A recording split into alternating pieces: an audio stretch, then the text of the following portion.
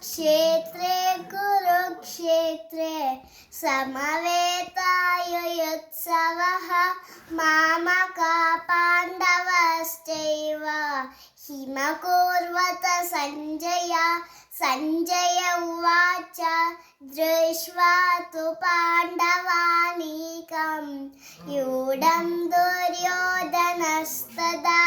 आचार्यमुपसङ्गम्य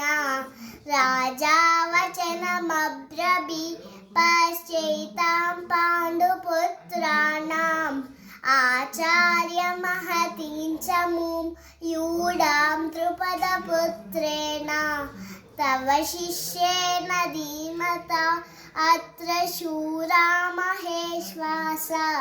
धीमार्जुनसमायुधि युयुधानो विराटश्च द्रुपदश्च महारथाः धृष्टकेतुश्चेकितानः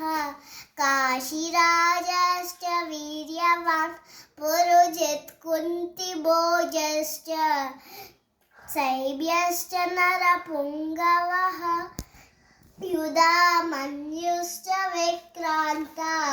उत्तमौजाश्च वीर्यवान् सौभद्रौ द्रौपदेयाश्च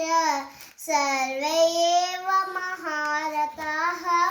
अस्माकं तु विशिष्टाये तां निबोधद्विजोत्तमा नायका मम सैन्यस्य सन्ध्यार्थं तां ब्रवीमि ते भवान् भीष्मश्च कर्णश्च कृपश्च समितिञ्जयः अश्वत्थामा विकर्णश्च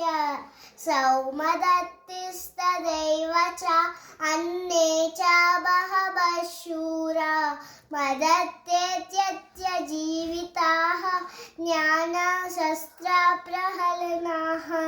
सर्वे युद्धविशारदाः अपर्याप्तं तदस्माकं बलं भीमाविरक्षितं पर्याप्तं त्रिदमेदेशां